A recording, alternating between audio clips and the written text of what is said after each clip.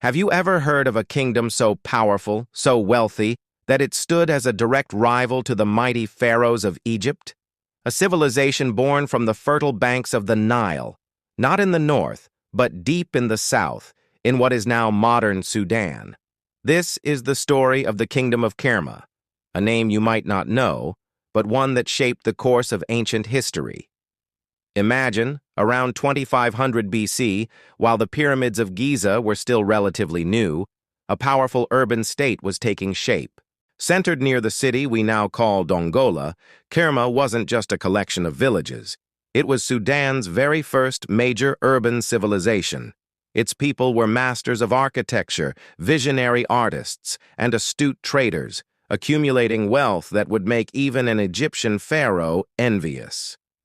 For nearly 1,000 years, Kerma was a beacon of power and culture in the heart of Africa, a testament to the ingenuity and strength of the Nubian people.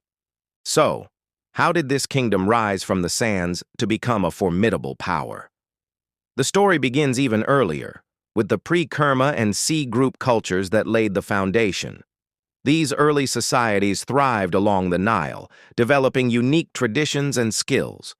Over time, they coalesced, and from this cultural melting pot, the unified Kingdom of Kerma emerged, dominating the region from its strategic capital in Upper Nubia. At the very heart of Kerma's capital stood structures that defy imagination, even today. They are known as defufas. These weren't pyramids or temples in the Egyptian sense. They were colossal, solid towers of mud brick, soaring towards the sky. The western defufa, believed to be a religious center or temple, is one of the largest and oldest mud brick buildings in all of Africa. Think about that for a moment. Thousands of years ago, without modern technology, the people of Kerma were constructing multi-story buildings that symbolized their divine authority and incredible engineering skills. These defufas were more than just buildings. They were declarations of power, visible for miles across the flat landscape, anchoring the spiritual and political life of the kingdom. But Kerma's brilliance wasn't just in its monumental architecture. The artisans of this kingdom were second to none. They produced some of the most exquisite pottery of the ancient world. Their ceramics, known for their eggshell-thin walls and stunning black-topped red polish, are masterpieces of form and technique. They are so delicate, so perfectly crafted, that they look as though they could have been made today. This wasn't just functional pottery, it was art, a symbol of status and a highly sought-after trade good. And trade was the lifeblood of Kerma. Positioned along the critical Nile corridor, Kerma controlled the flow of exotic goods from the heart of Africa to Egypt and beyond. We're talking about gold, so much gold that Nubia became known as the Land of Gold. They also traded ivory, ebony, incense, and animal skins. Caravans laden with these precious materials would travel north, bringing immense wealth back to the kingdom. In return, they received goods from Egypt and even the wider Mediterranean world, creating a vibrant, cosmopolitan society rich in culture and resources. This economic power allowed Kerma to build its cities, fund its armies, and create a sophisticated society that stood on equal footing with its northern neighbor. To truly understand the power and beliefs of Kerma, we have to look at how they treated their dead, especially their rulers.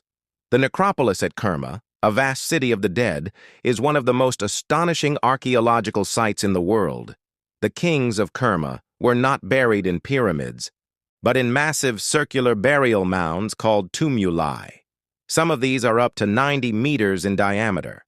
They are essentially man-made hills, covering a complex of burial chambers below.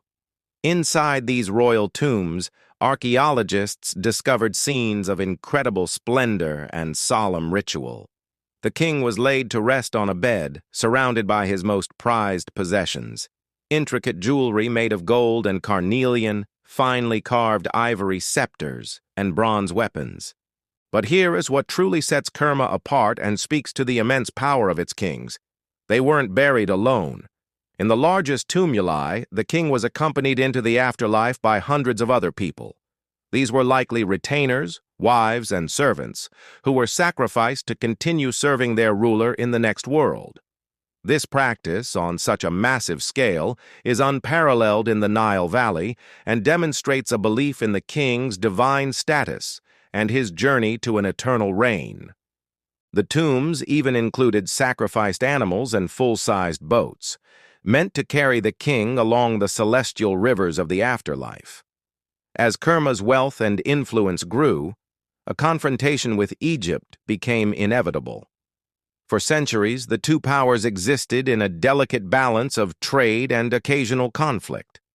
But as Egypt's new kingdom entered its most expansionist phase, it saw the powerful Nubian kingdom to its south not just as a trading partner, but as a direct threat. The pharaohs coveted Nubia's gold and wanted to control the trade routes that Kerma dominated. Around 1500 BC, this long-standing rivalry came to a head. The great pharaoh Thutmose I launched a massive military campaign south into Nubia.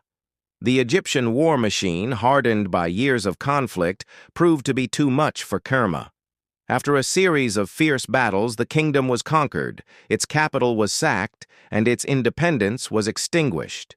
Egypt established fortresses throughout Nubia to secure its control, and the once mighty Kingdom of Kerma was absorbed into the Egyptian Empire. For the next 500 years, Nubia was ruled as an Egyptian province. The local culture became heavily influenced by Egyptian customs, religion, and art. The great Defufas fell silent, and the era of the powerful, independent kings of Kerma was over. But was the story truly finished? Even in defeat, the legacy of Kerma endured. The spirit of Nubian independence wasn't broken. It was merely dormant. The memory of this great kingdom, with its powerful rulers and unique culture, was passed down through generations. And centuries later, a new power would rise from the ashes of Kerma. This was the Kingdom of Kush, centered first at Napata and later at Meroe. These new Nubian kings saw themselves as the rightful heirs to both Kerma and the pharaohs. In a stunning reversal of history, they would eventually march north and conquer Egypt itself, ruling as the 25th dynasty of pharaohs, the so-called Black Pharaohs. They didn't see themselves as foreign conquerors, but as restorers of traditional Egyptian values, deeply influenced by the legacy of their own powerful Nubian ancestors from Kerma. So, the Kingdom of Kerma is not just a forgotten chapter of history. It's the foundational story of a civilization that rivaled Egypt, a testament to African ingenuity, and the seed from which later, even greater Nubian empires would grow. From its towering mud-brick defufas to the haunting splendor of its royal burials, Kerma challenges our Egypt-centric view of the ancient world. It reminds us that the Nile gave birth to more than one great civilization. The sands of Sudan still hold so many of its secrets. Archaeologists continue to unearth new discoveries that rewrite what we thought we knew about this incredible kingdom. What do you find most fascinating about the Kingdom of Kerma? Was it their incredible architecture, their stunning artistry, or the immense power of their kings? Let me know your thoughts in the comments below. Thanks so much for joining me on this journey back in time. If you enjoyed this video, please give it a thumbs up and subscribe for more explorations into the lost worlds of history. See you next time.